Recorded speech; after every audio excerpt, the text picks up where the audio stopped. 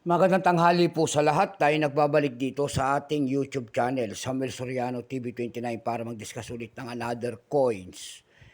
Ayan, para malaman natin ang kanyang presyo. At magandang tanghali po sa lahat ng aking mga subscriber kung saan kayong dako na mundo po. Keep safe po sa lahat and God bless sa aking mga subscriber. Ayan, maraming salamat po sa lahat ng aking mga subscriber dyan. Thank you so much. At tayo nagbabalik dito sa ating munti channel. Special shoutout ko lang ang aking kumpare dyan. Ayan po. Ang aking kumpare po, ayan. At saka ang aking pinsan na si Tolin po, ayan, Veronica Tolin po, ayan. Magandang tanghali po sa inyo lahat, pati ang aking mother dyan po sa Dumpay, Basista, Pangasinan. Tayo nagbabalik dito sa aking YouTube channel. Yun naman po, hindi pa po nakapag-subscribe dito sa aking YouTube channel. Anyayahan ko sana kayo. Malaking kasing bagay ang inyong gagawin at malaking tulong dito sa akin ang inyong mga presensya tulad ng pagpindot ng ating subscribe button, like and share para ma-update ko kayo sa mga latest ko pang gagawin mga video po. Maraming salamat din po sa nanonood doon sa aking FB page, ayan, Samuel Soriano, lahat ng mga nakapalo sa akin, thank you so much. Yun naman po nagsisend ng mga star sa akin ay maraming salamat po doon sa aking FB page, thank you so much. Ayan, dapat follow my page po sana, follow nyo po sana ako doon sa aking FB page, Samuel Soriano po, maraming salamat po. Meron tayong pag-usapang barya, ito po ay barya po ng chili po, ayan. 100 pesos po, barya po ng chili.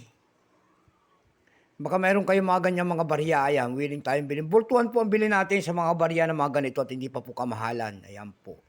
Bago tayo magsimula sa ating talakay, kilalanin mo muna natin siya para makita natin ang kanyang presyo. Issue po, chili po, Period Republic, 1818 up to date po tayo, standard circulation coins years, 2001 hanggang 2022, value nito 100 pesos chili. Currency new piso, 1975 up to date po.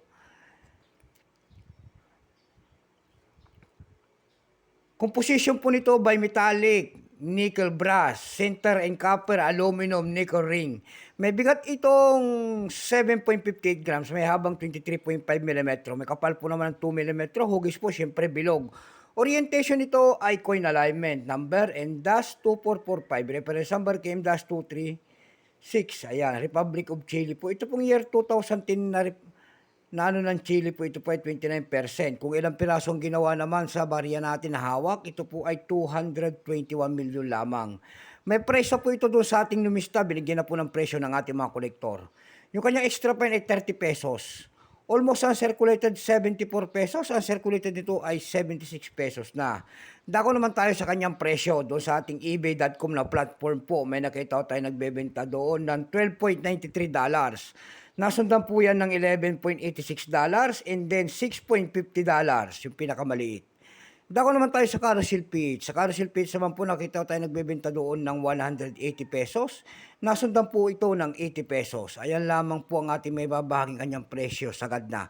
So hanggang dito na lamang po. Thank you po sa lahat and God bless.